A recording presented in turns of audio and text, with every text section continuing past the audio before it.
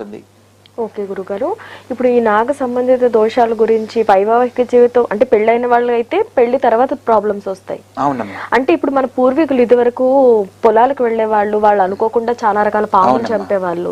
మరి అవన్నీ మనకి తెలియవు కదా, తెలియనప్పుడు మనం ఈ పాపాన్ని ఇట్లా క్యారీ చేస్తూ ఉంటాం. మరి ఖచ్చితంగా మంచి ప్రశ్న అడిగారమ్మా. ఇక్కడ పూర్వకాలంలో మన యొక్క పూర్వీకులు, ఇప్పుడంటే రోడ్లు ఇవన్నీ విస్తరణ అవన్నీ బాగా జరిగాయి, కానీ ఒకప్పుడు పల్లెల్లో ఉండేవాళ్ళము, అన్నీ కూడా అక్కడ పాము పుట్ర అన్ని రకాలుగా ఉండేవి. ఆత్మరక్షణార్థము వీళ్లే తప్పు చేయాల్సిన అవసరం లేదు. ఎవరి చేతన్నా సర్పానికి అపకారం చేసినా వాటి యొక్క ఫలితము ఖచ్చితంగా అది సంతానం మీద పడుతుంది. పూర్వకాలంలో వాళ్ళ ఆత్మరక్షణార్థం చేసుకునేవాళ్ళు. ఇవన్నీ ఆలోచించకుండా ఏదో సంతానం కలగకపోతే కలగలేదనుకునేవాళ్ళు, లేదా పుత్ర సంతానం కలగడం కోసంగా స్వామి ఇట్లా అంటే దాని గురించి ఆలోచన చేసి తెలుసుకున్న వాళ్ళు పుట్ట వద్దకు వెళ్ళి, తండ్రి మాకు సంతానం గురించి మేము ప్రయత్నం చేస్తున్న విషయంలో సంతానం మధ్యలో తొలగిపోతుంది, మీ అనుగ్రహంతో సంతానం గనక కలిగితే నాగా అన్న పేరుతో మొదట్లో మీ పేరుతోనే పిల్లలకు పేరు పెట్టుకుంటామన్న అనుకున్న ప్రతి ఒక్కరికి కుటుంబంలో పుత్ర సంతానం కలిగిన వాళ్ళు ఉన్నారు, సకాలంలో సత్సంతానం కలిగిన వాళ్ళు ఉన్నారు. అంటే మీరు ఎక్కడైనా చూడండమ్మా, నాగశిల ప్రతిష్టాపన చేస్తే జంట నాగులే ఉంటాయి. ఎక్కడా కూడా అంటే ఒక్క నాగుపాము ఉన్నవి పూజించరు. కానీ గుళ్ళో మనం వదిలేవి కానీ ఏదైనా నాగ ప్రతిమను దానం చేసేటప్పుడు మాత్రం ఒక్క నాగ ప్రతిమ ఉన్నదే ఇస్తూ ఉంటాం. ఎప్పుడైతే నాగబంధాన్ని విడదీయలేని బంధం అన్నమాట. అందుకని ప్రతి సంవత్సరం కూడా నాగదోషం ఉన్నా ఉండకపోయినా నాగుల చవితికి ఉపవాసం ఉండి ఎవరైతే ఈ యొక్క నాగబంధానికి పూజ చేసుకుంటారో వారి యొక్క వైవాహ జీవితంలో కూడా 7 తరాల వరకు విడదీయలేని బంధంతో వాళ్ళు అన్యోన్య దాంపత్యంతో ఉండడానికి అవకాశాలు ఏర్పడతాయి.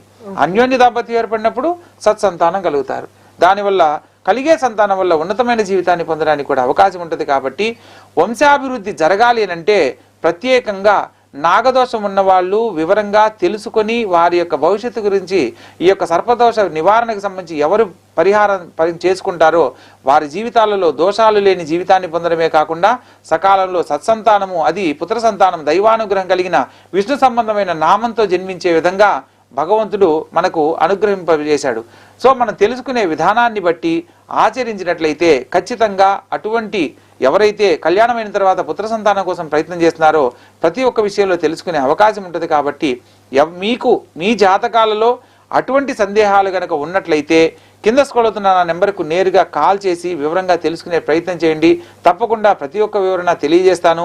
తద్వారా మీ యొక్క జీవితాన్ని ఆనందమయం చేసుకోండి. ఓకే గురుగారు, ఇప్పుడు ఆల్రెడీ అది ఆ జాతక దోషం ఇప్పుడు చూసిన వాళ్ళైనా సరే ఆల్రెడీ ఆ జాతక దోషం మాకు ఉంది అనుకున్న వాళ్ళు ఇక్కడ మన సిటీలో ఏ టెంపుల్ కి వెళ్ళి రెమెడీస్ చేసుకుంటే మంచి ఫలితం వస్తుంది? తప్పకుండా మనకు అందుబాటులో ఉన్న ప్రత్యేకమైన ఆలయం ఏంటంటే కుక్కే సుబ్రహ్మణ్య స్వామి ఆలయము. ఇది మంగళూరులో ఉందమ్మా. మంగళూరు నుంచి 170 కిలోమీటర్స్, ధర్మస్థలకు 50 కిలోమీటర్లు అనమాట. అక్కడ 2 రోజులు ఈ యొక్క పూజ జరిపించబడుతుంది. అక్కడే ఎందుకు పూజ చేయించాలి అని అంటే మనకు సర్పదోషాలు 12 రకాలు ఉంటాయి అన్నమాట. కులికకాల సర్పయోగం అని, ఇట్లా పద్మకాల సర్పయోగం అని, ఇట్లా 1, 6, 12 అంటే లగ్నములో రాహువు, సప్తమంలో కేతు ఉండి రాహుకేతుల మధ్య గనక గ్రహాలన్నీ ఉంటే సవ్యకాల సర్పయోగం అంటారు. అదేవిధంగా లగ్నంలో కేతువు సప్తమ స్థానంలో రాహు కనుకుంటే అపసవ్యకాల సర్పయోగం అని అంటారు.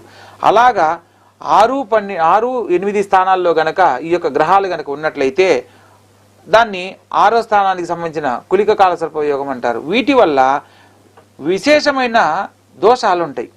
అంటే 12 రకాల దోషాల్లో 1, 6, 12 విశేషమైన దోషాలను కలిగిస్తాయి. అందుకని ప్రత్యేకంగా ఈ స్థానాల్లో ఉన్న వాళ్ళు రాహుకేతులకు సంబంధించి సర్పదోష నివారణ కొరకై సర్ప సంస్కార పూజను కుక్కేలో ఆచరించాలి.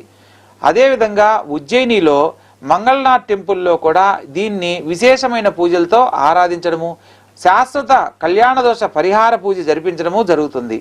అదేవిధంగా మనకు షిరిడీకి దగ్గరలో ఉన్న త్రయంబకంలో కూడా త్రయంబకేశ్వర ఆలయంలో కూడా నారాయణ బలి అనే పేరుతో అక్కడ పూజ జరిపించడం జరుగుతుంది. ఎవరి జాతకాలలో అయినా సరే కళ్యాణం కాలేదని బాధపడుతున్న వాళ్ళు, యుక్త వయసులో పిల్లలకు వివాహం చేసే సందర్భంలో సమస్యలతో ఇబ్బంది పడుతున్న ప్రతి ఒక్క తల్లిదండ్రులు కూడా కుటుంబ సమేతంగా ఎవరికైతే వివాహం చేయాలనుకుంటున్నారో వాళ్లను కూర్చోబెట్టుకొని ఆ పూజలో గనక పూజను ఏర్పాటు చేసినట్లయితే వివాహ సమస్యలు తొలగిపోయి సకాలంలో వివాహం కలగడం అనేది జరుగుతుంది. కానీ కళ్యాణం అయిన తర్వాత దంపతి సమేతంగా వెళ్ళి గనక మరలా మరొకసారి అదే పూజ గనక జరిపించినట్లయితే ఆ యొక్క సర్పదోషాలు, అది అబ్బాయి తరపున కావచ్చు, అమ్మాయి తరపున కావచ్చు, ఏ దోషాలున్నా అక్కడితో ఆగిపోతాయి. వారి నెక్స్ట్ జనరేషన్లో కలగబోయే సంతానానికి దోషాలు లేని సంతానం కలగడానికి అవకాశం ఉన్నట్లు మనకు వివరంగా శాస్త్రంలో నాగపురాణంలో తెలియజేయబడింది.